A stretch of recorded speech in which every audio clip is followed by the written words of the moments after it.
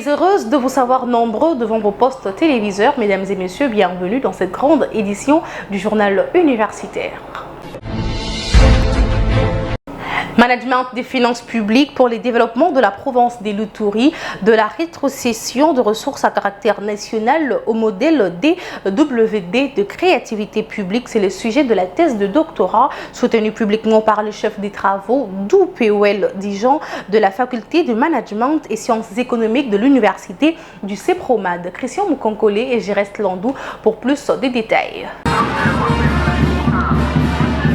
Identifier le mécanisme des sorties face aux limites persistantes des ressources à caractère national, c'est l'objectif poursuivi par le chef de travaux du POL Dijon de la faculté des management et sciences économiques de l'université du CEPROMAD le mardi 5 mai 2026. Thèse intitulée « Management des finances publiques pour le développement de la province des Luturi, de la rétrocession des ressources à caractère national au modèle des WD de créativité publique ». Le candidat est parti du constat selon lequel les limites du système actuel de décentralisation, notamment la faible rétrocession effective des recettes à caractère national, pourtant fixée à 40% par la Constitution. Cette situation engendre une dépendance accrue des provinces vis-à-vis du pouvoir central, limitant leur autonomie financière et leur capacité à réaliser des projets de développement. Pour pallier à ces problèmes, l'Impétron a proposé le modèle DWD fondé sur la mobilisation et la valorisation des ressources locales. Ces modèles s'appuient sur une analyse stratégique des organisations en se focalisant sur les acteurs publics, privés et communautaires en mettant en lumière les relations du pouvoir. Après exposé du candidat, s'en est suivi une série de questions-réponses conduisant le jury à une délibération à huis clos. Après délibération à huis clos, le jury a pris la décision suivante. Monsieur le chef des travaux, WL Dijon, a réussi avec la mention grande distinction. Satisfait du résultat de sa soutenance, le récipiendaire revient sur l'apport de son travail. Raison pour laquelle nous avons proposé un modèle innovant, un modèle appelé modèle DWD de créativité publique, un modèle endogène qui va répondre au développement local. Donc c'est un modèle qui va permettre à la province de continuer à se développer par les richesses locales, par les ressources locales. Et de ces modèles, ce qu'on peut retenir, c'est basé sur 3 piliers. Il faut commencer d'abord par repérage des potentialités, et les différentes potentialités de la province. Parce que la province a plusieurs richesses, mais des fois d'autres qui ne contribuent pas à son développement. Alors il fallait procéder à leur repérage grâce à plusieurs analyses. Et aussi valoriser ces potentialités-là et aussi aller vers la concentration des entreprises. Donc nous prenons la culture entrepreneuriale donc, comme un nouveau modèle qui va booster le développement. Notons que cette soutenance est clôturée dans une ambiance conviviale. Défense du mémoire des diplômes d'études approfondies à la faculté des pédagogies et des didactiques des disciplines de l'Université pédagogique nationale. Connaissances, attitudes et pratiques des apprenants de nutrition diététique de l'Université pédagogique nationale sur l'apport nutritionnel de larves d'insectes comestibles, Rhinchophorus phoenis et de son huile. C'est le sujet de ce travail de Madame le chef de travaux Bakutamba Hélène. Suivez ce reportage que vous propose Georges Ndelombi et Christian Tupomba. À la faculté des pédagogies et des didactiques des disciplines de l'Université pédagogique nationale, Madame le chef des travaux Bakutamba Hélène a défendu avec succès son mémoire des diplômes d'études approfondies intitulé « Connaissances, attitudes et pratiques des apprenants en nutrition diététique sur l'apport nutritionnel des larves d'insectes comestibles, Rhinchophorus phoenicis posé et de son huile. Dans son argumentaire, elle a relevé que cette étude menée auprès de 70 étudiants met en évidence la richesse nutritionnelle des larves caractérisée par une forte teneur en lipides 77% et en protéines 9%. L'huile extraite se révèle également bénéfique, sans cholestérol et riche en nutrition essentielle. La candidate conclut que la consommation de ces produits peut contribuer à améliorer l'alimentation et à lutter contre la malnutrition. Après évaluation et délibération, le jury lui a décerné la mention grande distinction. En insistant sur l'importance de son étude, je viens d'apporter un peu une solution à un problème réel de la société, de la population de la République démocratique du Congo. Ce problème, c'est quoi? C'est le problème de la malnutrition et des carences nutritionnelles. Il y a également la sous-exploitation des larves réconforistes. Et pourtant, les larves réconforistes que nous appelons les possé, Mchombia Kikongo, ce sont des larves qui sont très riches en protéines, en lipides, etc. Et puis son huile, les recherches ont montré que c'est la 6e naissance d'huile animale sur le marché mondial. Une huile qui a un peu beaucoup de vertus. Une huile sans cholestérol, une huile qui a la présence d'insuline, une huile qui a les vitamines A, E, B1, B12, une huile où on va trouver les macronutriments ainsi que les oligo-éléments. Donc ce sont des compléments nutritionnels. De son côté, les candidats Saloumou Selemani Jean-Luc de la Faculté des sciences économiques et de gestion de l'Université pédagogique nationale a également défendu son mémoire d'idéas sur l'efficacité de la politique monétaire de la Banque centrale du Congo dans une économie dollarisée. Les détails, encore une fois, avec Georges Ndelombi et Christian Tupomba.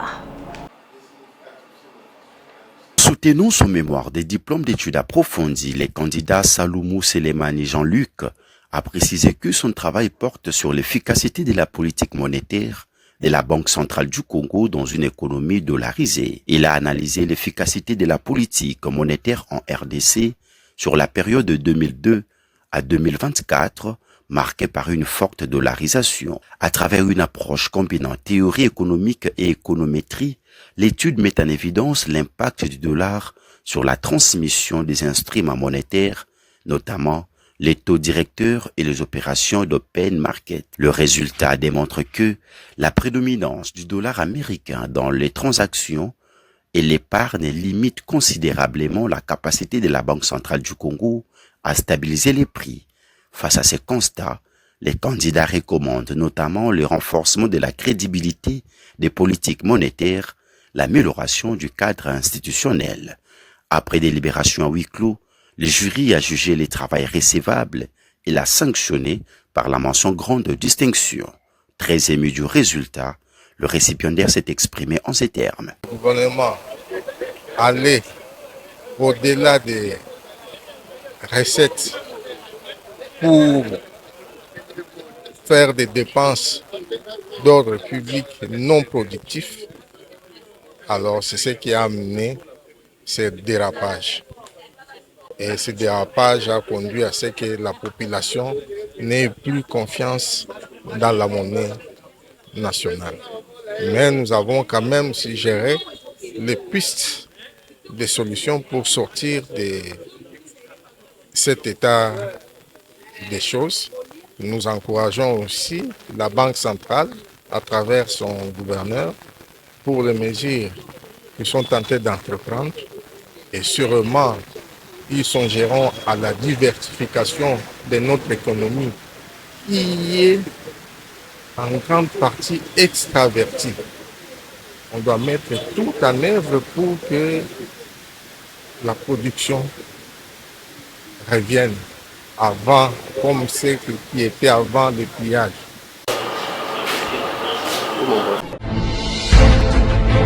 Toujours à l'Université pédagogique nationale, dans sa faculté des lettres et sciences humaines, Madame le chef des travaux, Delphine Koubala, a défendu son mémoire d'IDEA sur l'attachement maternel, un indice des filialités indéfectibles et des narcissismes dans Lumière de Pointe-Noire d'Alain Bandankou, écrivain congolais, approche sémiotique, autobiographique et stylistique. Témoin de l'événement, Georges Ndelombi et Christian Tupomba.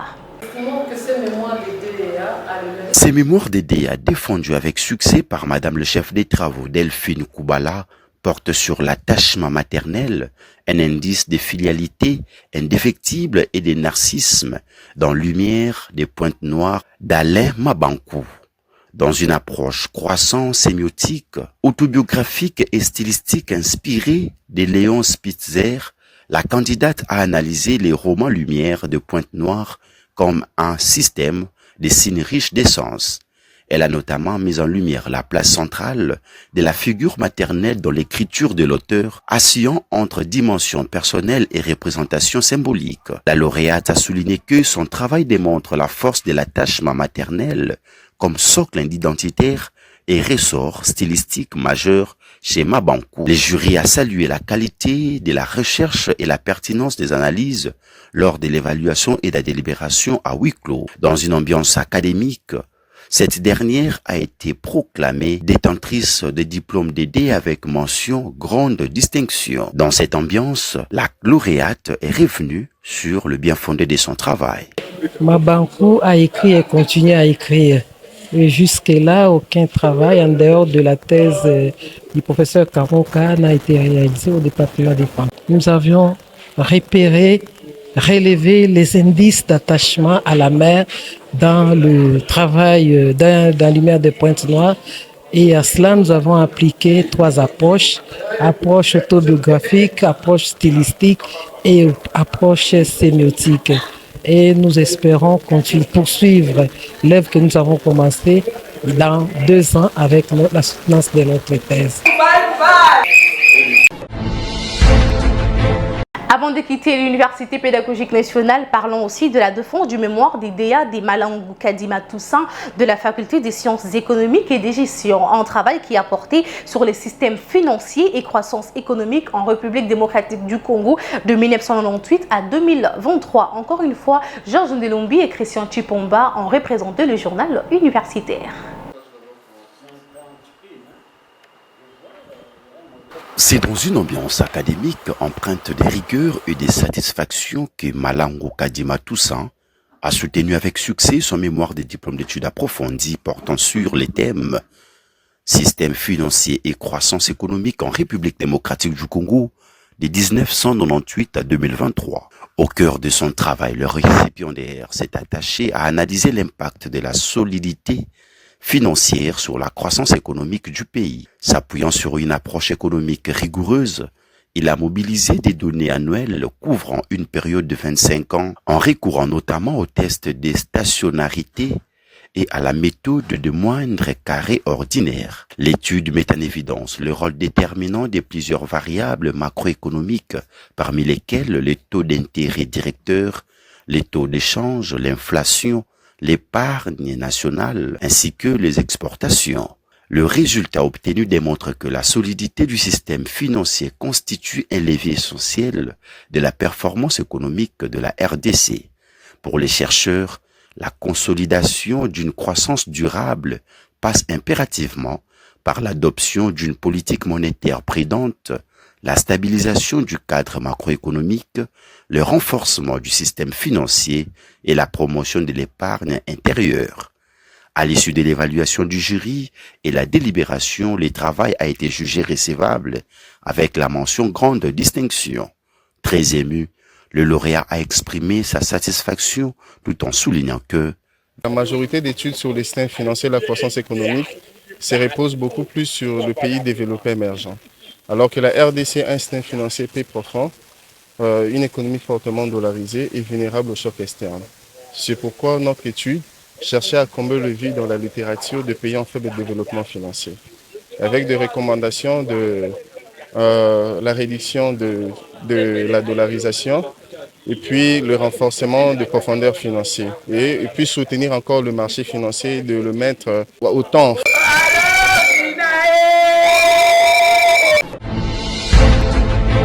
Bouclons cette édition à l'Institut national des arts où a eu lieu la cérémonie de remise des pianos dans les festivals piano de Kinshasa. À cette occasion, une prestation musicale a été organisée par la mention musique d'Elina, bénéficiaire du dit piano. C'était le lundi dernier dans la salle multimédia de cet établissement. Suivez ce reportage que vous propose Jordan Kabengele et Néné Wambenga.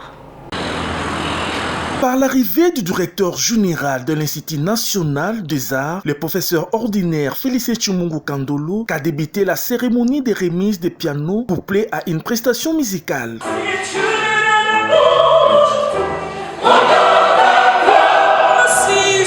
Un double événement organisé par la mention musique de l'INA en partenariat avec le Festival Piano de Kinshasa. Dans son mot de bienvenue, prononcé dans la salle multimédia devant les partenaires, invités, étudiants, le directeur général a salué un geste fort du Festival Piano de Kinshasa qui a doté d'un piano professionnel à l'INA. Un acquis majeur qui vient enrichir le parc instrumental et renforcer la formation pratique des apprenants.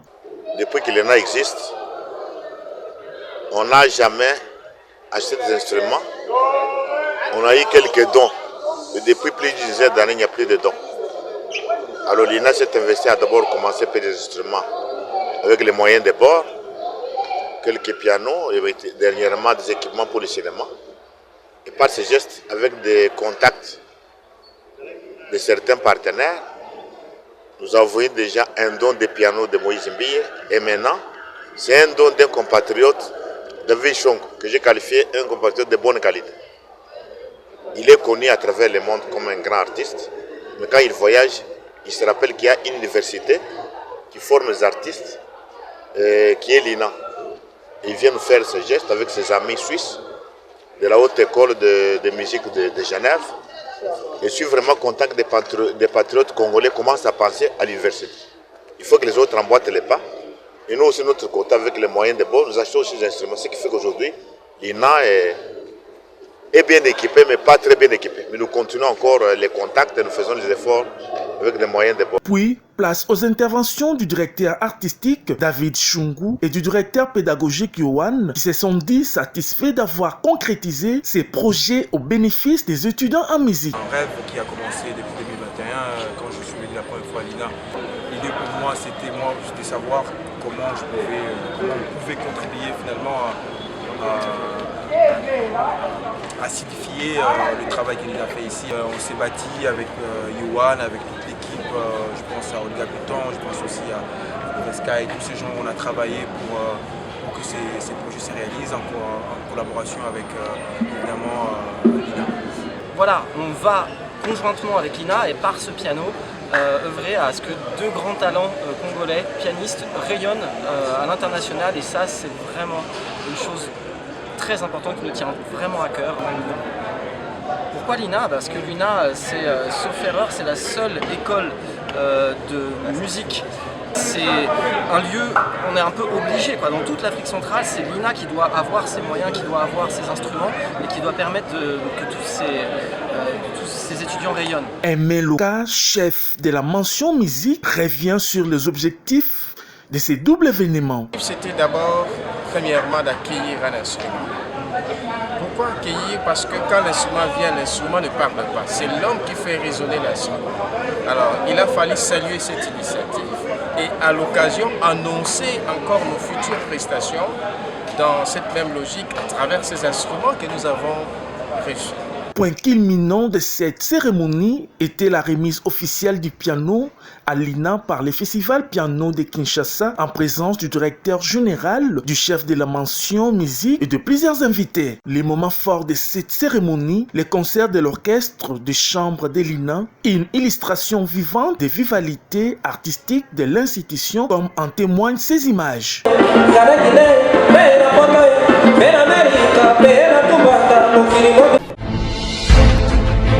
Mesdames et messieurs, chers téléspectateurs, nous sommes arrivés à la fin de cette grande édition du journal universitaire. Si vous l'aviez aimé, dites merci à Néné Wambenga qui était derrière la caméra. Une réalisation du docteur Emmanuel Lema, toujours sous la coordination de l'honorable André Mouchongo Machara. Quant à moi, je vous dis au revoir et bonne suite de programme sur nos chaînes partenaires.